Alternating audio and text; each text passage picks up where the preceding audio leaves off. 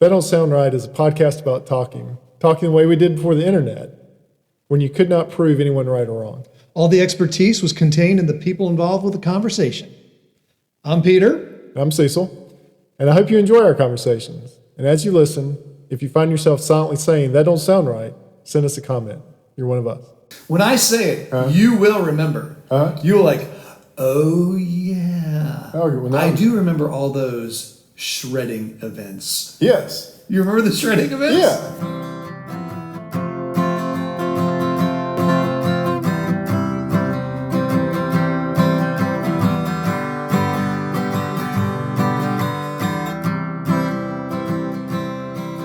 Welcome back to another episode of That Don't Sound Right, a podcast about talking. We're your co-hosts. I'm Peter Billman. I'm Cecil Davis. And we're just trying to have a conversation without Googling or fact-checking each other online.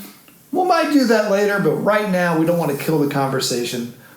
We're not doing it. Nope. Let's have a conversation. Good. I'm ready, man. You got something to surprise me with tonight, right? I do. So these are the best. These are my favorites. let's talk about this. So if you were a fly on the wall in the studio when this happens, we always are kind of like, is the other one really going to be able to build off of this one or not? So we'll see. Yeah, that's right. So if it goes to air, we figured it out. We kept on moving. We might have paused and said, "Can we keep going with this?" Right. We said yes. Let's keep going. So here we go. Do you get the newspaper? I used to. I do not get it anymore. Do you remember the question and answer section? It was called Ask Sam. Ask Sam, the answer man. And then it became Ask Samantha. Because Sam, I think, passed away, and the person that took it over was a woman. Right. Her name's Samantha. Mm-hmm. The answer, ma'am. Yes, the answer, right. ma'am. Yes. So, do you remember reading that? I read it all the time. What are some of the things you remember about Ask Sam? What were some of the popular questions? So, for those that you don't know, it's basically a Q&A part in the newspaper. Is the left-hand column inside the first page. You could ask, you saw something under construction. Yeah, hey, that was a big one. What's going on there? Yeah, you would say, what's going on at the intersection of so-and-so? Right. Or, these traffic lights are never working. What's going on there? And they would do some research and answer the question. A lot of local questions. Pretty much. Yeah, a lot of local questions. What other things do you remember seeing? Sometimes they would do some questions that might make topics for That Don't Sound Right. I mean, there would be someone who would ask they might ask a question about an election law if it was during an election year, explain the Electoral College to me. Right. Or if there was something being passed, like a bond issue, they might say, explain a bond issue to me, something like that. All right. Yeah, sometimes they were more serious, more complicated. Or even some laws. Like they would say, grandmother just died and I'm trying to figure this out. Can you explain to me the estate tax? Yeah, right. And they would say, seek a lawyer. right, exactly. Well, how about events? Do you remember any events that people would ask about? I don't remember events. I can't say that word. That's easy for you to say. I know. I don't remember specifically any events being asked about. Well, this is what I'm going to say that don't sound right. That a popular, if not one of the most popular, and when I say it, you will remember. You're like, oh yeah. I do remember all those shredding events. Yes. You remember the shredding events? Yeah, they would. Yeah, they would usually advertise them in the Ask Sam. Because everyone asked them about it. Yeah, when is the next one? They were constantly being asked about shredding events. We were a very shred-conscious society, evidently, here in Winston-Salem. We still are. Yeah, people always want to know when the next one was. I mean, so to give you an idea, this has gotten so popular that they said, stop asking us. We're going to let you know on a monthly basis. Really? Yes. We still get the newspaper. On a monthly basis. The shred events. The shredding events. And so... How many people are turning out for these shred events? Well, there's one next Saturday. I'm going to go find out. We'll just sit there and see. I'm going to go... Maybe sell hot dogs. I don't know. Yeah. But look, so there's one next Saturday. So... shredding events, Holy Family Catholic Church, Bermuda Run Garden Club, Fairview Moravian Church, Mount Tabor United Methodist Church, Mainstream United Methodist Church, the Shepherd Center of Greater Winston-Salem, the West Bend Masonic Lodge, Mount Carmel Methodist Church, New Philadelphia Moravian Church. All these are having shredding. The list goes on, man. All right, we've got to explain for our international audience, our fly-tipping international audience. You see why this is a topic of That Don't Sound Right. Absolutely. I mean, how much going on here? Who is shredding and what are they shredding? Tell us what shredding is for the international listener. So it's typically done as a fundraiser. And is it really? It's done as a fundraiser. Are you kidding me? I kid you not. So there's another part of the Don't Sound. It's a fundraiser. So what you do is so for instance, an organization will rent the shredding truck. Right. Which does what? And it's this massive truck that has basically the biggest paper shredder you've ever seen in your life. And so people who are concerned with personal security and identity theft, they still get all these bills and documents in the mail. Right. And so what they do is they bring these to be shredded and disposed of so you can't see people's names or account numbers or anything like that. Right. And so, as part of the fundraiser, an organization will bring in the truck, pay the fee to have the truck there, right, and then ask people to donate $5. Are you kidding me? No, I didn't know. I thought this were all like free. Donate. They are, but it's actually no. The cost is $5 cash only per paper grocery bag or equivalent size box. And then you can donate. Proceeds will benefit Davie County community programs. So they actually they use this as a fundraiser. And I mean, you read off like 20 events. I did. It's $5 per bag, $10 per box. Make the checks to the Knights of Columbus. Paper only, no metal other than staples or paper clips. No CDs or other plastic. I mean, I read a lot of them off. There are a ton of these. What's this one say? Monetary donations will benefit food programs serving children in the county and other missions of Tabor women. $5 per box. $5 per file box or grocery bag are requested. I mean, the list goes on. And does every community have this kind of shredding? Well, I read off a lot of different towns here. So there's Winston-Salem. But they're all area. Oh, yeah. I don't know if people outside of Winston-Salem does this. So here's the thing that would be on my mind. Is this really preventing anything? Is it necessary to shred your documents? I don't know. I don't either. Well, let's see. Let's think about the reasoning. Here's why you would do it. Yeah. So we have been taught that there is someone who is constantly watching our house, waiting for us to put our garbage out so they can rifle through it and find our phone bill and get some salient piece of information that they can match up with our address and name and steal our identity. Is that not the fear? That's the fear. Whether it's a phone bill or here's one, and I think this happened to me. Mm-hmm. I put all my junk mail in the recycling bin. Okay. And what's one of the big things you get in junk mail is these credit card offers. Right. And in the credit card offer is, in fact, the form that you fill out to get the credit card. Right. And so now you have this form. Mm-hmm. Your name and address is already on there. Right. I don't think, this was 15 years ago when the checking the background of everyone wasn't as thorough. Right. Someone got my name and did a credit card, and I'm pretty sure as someone rifled through the recycling at the recycling center where they have to store it, because everyone, a lot of these papers are sorted at the recycling center. Yeah. And they're sorted by hand. Well, yeah, I can see. Yeah. Well, I think they would just. Yeah, I could see that. So there's bill. How about bank account? So you get your bank statement. So your name is on there. Your bank account is on there. Right. But they've got it now where they wipe out some of that account. They do. Right? They do now. Yeah. Yeah. But I just don't know what. I wonder how many. The reason this came up. Reason came up is that 2 months ago, my mom.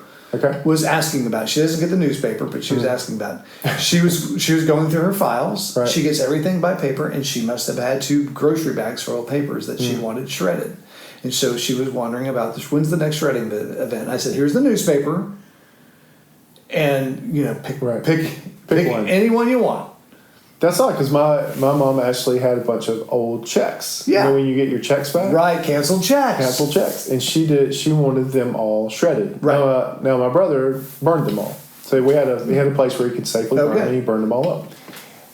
Same event, but maybe that's it. Maybe it's just people have got all these old canceled checks that they've got to. Well, how about your tax? Do you save your tax returns? Yeah, for whatever the prescribed number of years is. Right. Whatever the prescribed number of years, probably plus 5.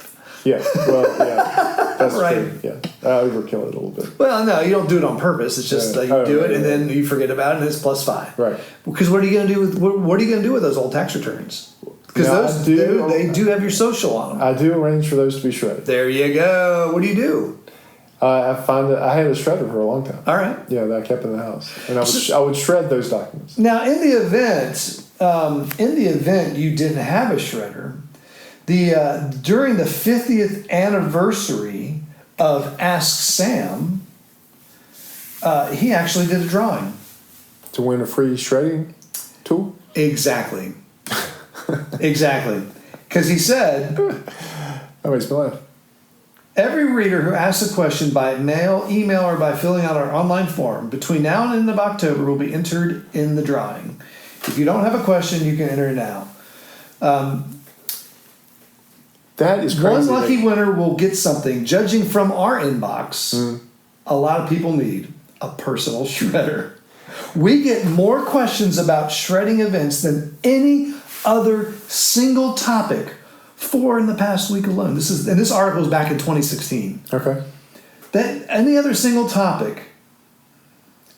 They got 4 in the past week, and that was after a list of shredding events that ran in the week before his paper. So there's whole companies dedicated to this, like Iron Mountain. Yeah.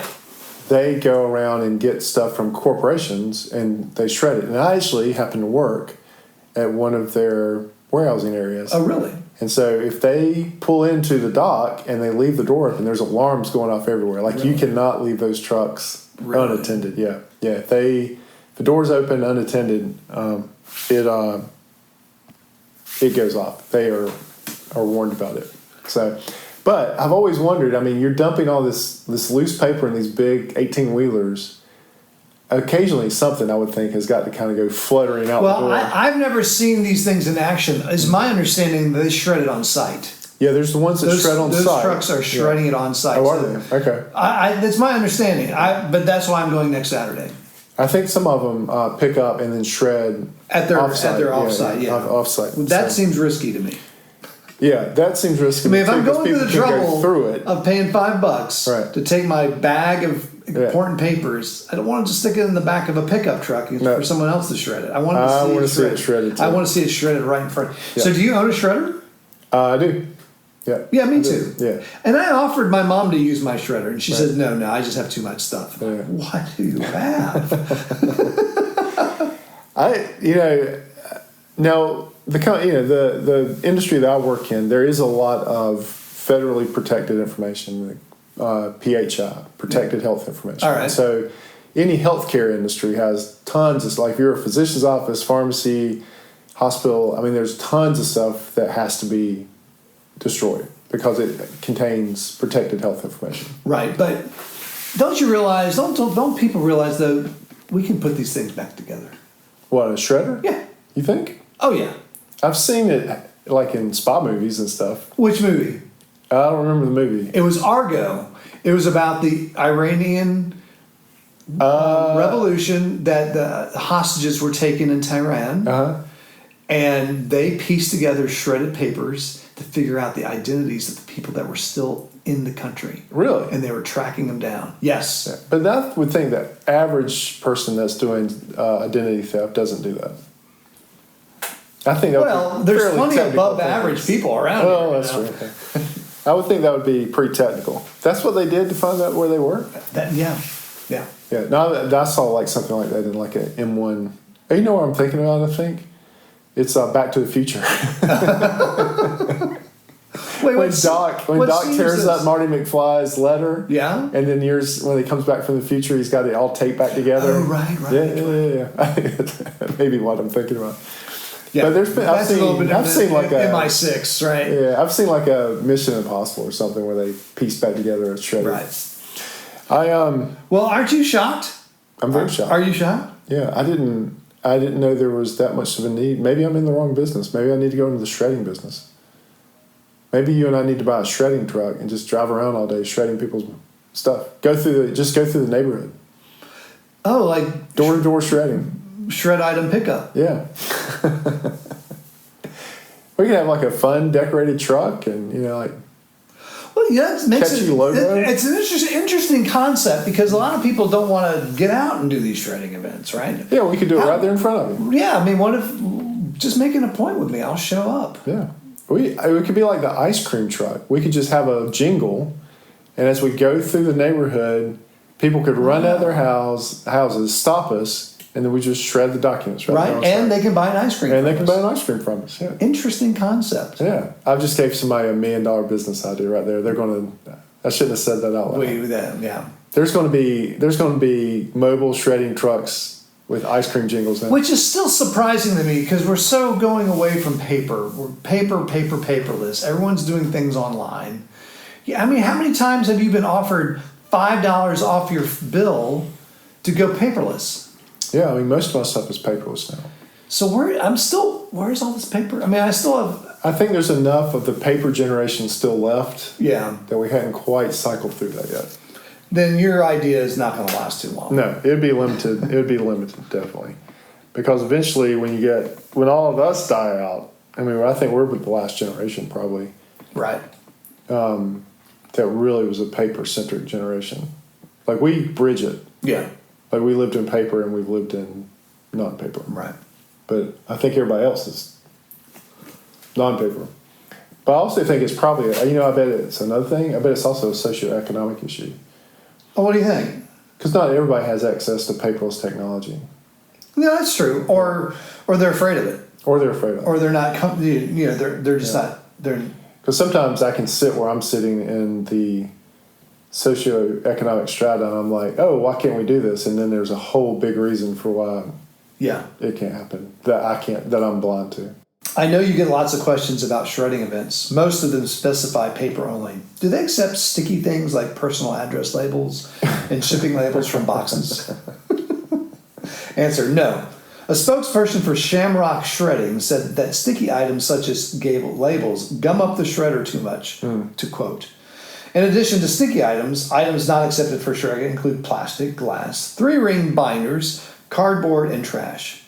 Speaking of shredding, here's a list of upcoming shredding events.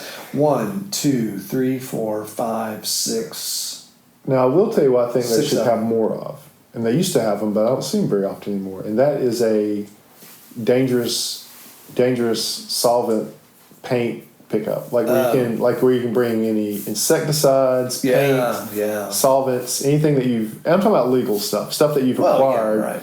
And they will destroy that for you. Yeah. That would be great if we had more of those. Fortunately, we do have a place we can take our things. Yeah, but you have to make a trip. Well, but they're open on Saturdays. Are they? Yeah,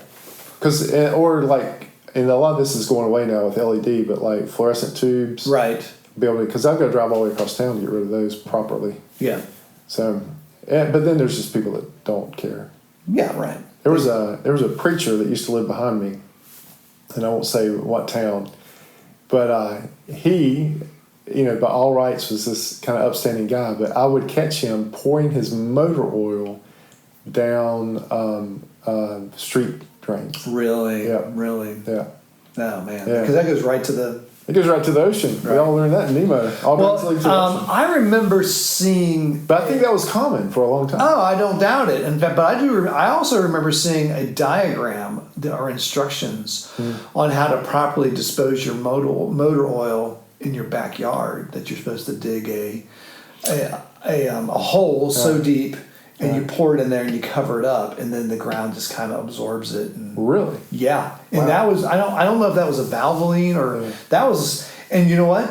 That's how I did it in Annapolis. Oh, really? That's how my dad and I got rid of our oil. We buried it in our backyard, and we had a well. Wow. I don't know how we did it growing up. Now that we're talking about it, But I knew plenty of people out in the boondocks, referencing a previous episode. There's plenty of people out in the country that would have a burn pit, right, or a big hole where they would just either a household or a community would dump stuff, and they would just cover it over. In fact, people love to find those now because they go rummaging around through them and find old bottles or old. It'd be nice if we had more of those to take back. Or even to take back batteries. I mean, everything has batteries now. Yeah. And if we had more things where you could take those back, because you still you have to drive across town if you're going to recycle those. If you recycle. Well, like a lead acid battery, or just the regular old. No, just your AA's. Oh, AA's. well, those aren't considered hazardous. Really? Yeah, they're not considered. Those particular batteries are not considered hazardous waste. Huh. For a long time, I would take them over to the recycling. Those lithium-ion batteries are, but those regular old, Duracell, Energized, the alkalines, they're not. I always thought so too, but. But the lithium batteries are? The lithium ones are, and usually sometimes those little lithium batteries, those little watch batteries, they can be in appliances and stuff. Yeah. That's when they mark on the appliances, don't throw away, because there's a battery or something in there that needs to be taken care of. Yeah, button batteries, I bet, most people probably just toss those. Yeah, but they're dangerous. Are they? No, I'm asking. If they're lithium, there's the ones that you're not supposed to throw away. Huh. All right, well, I think we've gone through everything that can and can't be thrown away. Hey, man, we've shredded this one. It's a bridge too far, Peter. Well, before we close, we want to thank everyone for listening. If this is your first time and enjoyed the conversation, would you consider hitting that subscribe button on the platform you listen with? Also, if you're a long-time listener, please give us a rating and leave us a review so others can easily find us and join the conversation. Hey, we sold a T-shirt. Recently? Yeah. I went on the site the other day. Somebody bought a T-shirt. All right. Whoever did that. Thanks for buying. Maybe it was for that Mother's Day gift. Maybe it was. Speaking of T-shirts, Wonderfully Made Designs is a small business that specializes in custom-made T-shirts. So contact Casey on Facebook at Wonderfully Made Designs 139.14. Use code TDSR10 for 10% off your first order. All right, That Don't Sound Right is a production of TDSR Podcast in conjunction with Camel City Studios. I'm your co-host and sound engineer, Cecil. Your other co-host is Peter, and he also does all of our web design. Go check out the website, as he's already indicated. Camille is our barista. Emily is our graphic designer. Ella does our Instagram. Giorgio tests our merchandise. And if you would like our merchandise, as we've already mentioned, we could sell 2 T-shirts this quarter if you go to the website and buy one. Brent is our international brand ambassador. And as always, listener number 1 is Scott. So until next week, keep talking. And stay curious.